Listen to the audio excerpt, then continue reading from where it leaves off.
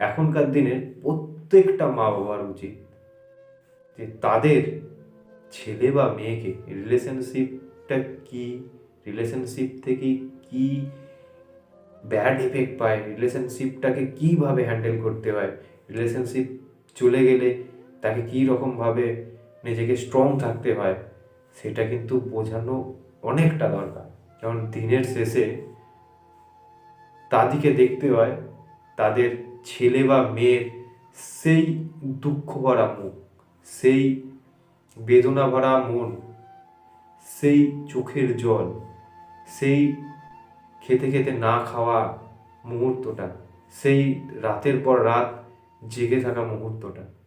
আমি আগেই আপনাদেরকে বলেছিলাম আমার কমেন্টের উপর ভিত্তি করে রিয়েল কিছু ঘটনা আমি আপনাদের সামনে শেয়ার করব, পার্সনের নাম ইন্ডিকেট করে না।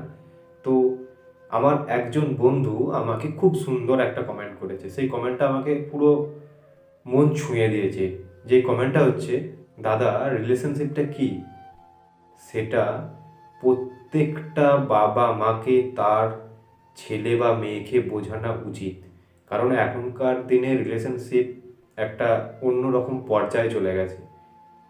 রিলেশনশিপ প্রত্যেক মানুষই করছে এবং সেখান থেকে বেশিরভাগ মানুষই সাকসেস পাচ্ছেন না।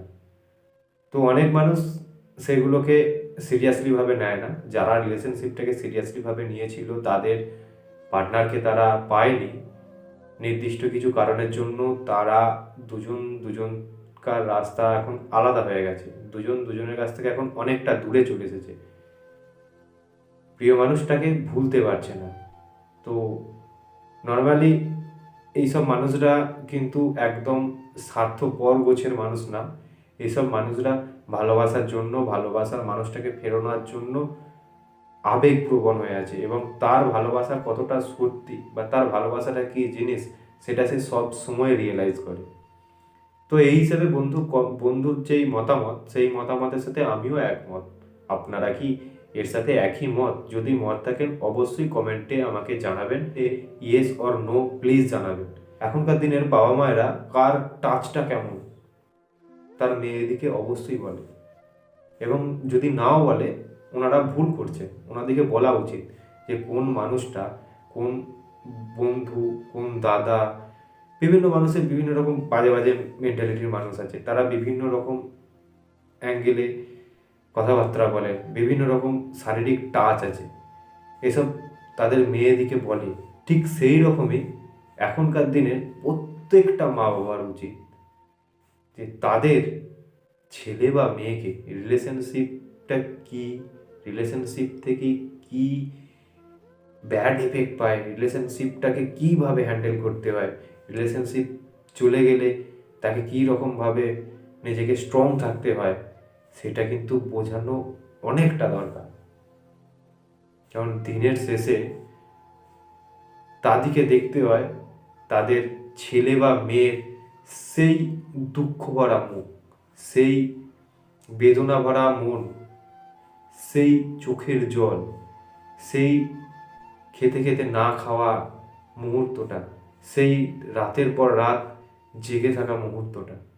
যদি আপনাদের ভালো লেগে থাকে এই এপিসোড, আপনারা প্লিজ যে সাইকোলজির উপর আমি যে ট্রিপসগুলো দিই বা আনি সেইগুলোতে গিয়ে আপনাদের রিলেশনশিপ সম্পর্কে কমেন্ট করতে পারেন, বা এতেও কমেন্টে আমাকে জানাতে পারেন যে আপনাদের লাইফে আপনারা কীভাবে বেদনার মধ্যে আছেন। দেখুন, আমার সমস্ত দর্শক বন্ধু যারা আছেন সবাই কিন্তু সেই প্রিয় মানুষটার কাছ থেকে আঘাত পেয়েই আজকে একটা নিজেকে ঘরের মধ্যে আবদ্ধ করে রেখেছে।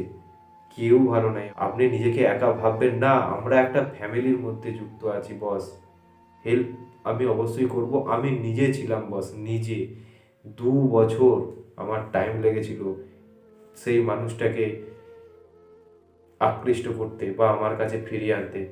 তো তার জন্য আমি ভিডিও বানাই, ভিডিও বানাবো, আপনারা আমার পাশে থাকবেন। আর প্লিজ আপনাদেরকে অনুরোধ করছি, আপনারা এই যেই দাদা কমেন্ট করেছিল আমার ভিডিওতে, এই কমেন্টের উত্তরে উনি যেই কমেন্টটা করেছিলেন একদম ঠিক না ভুল, এটা কি করা উচিত? তো প্লিজ কমেন্টে ইয়েস অর নো জানাবেন। ভালো থাকবেন, সুস্থ থাকবেন, প্রিয় মানুষটাকে নিয়ে বেশি ভাবনা চিন্তা করবেন না। ইউনিভার্স আছেন, আমি প্রত্যেক দিনের মতো ইউনিভার্সকে প্রে করছি আমার যেই ভিউয়ার্সের রিলেশনশিপ এখনও ঠিক হয়নি, তারা যেন খুব তাড়াতাড়ি তাদের সেই খারাপ মুহূর্তটা ঠিক করতে পারে।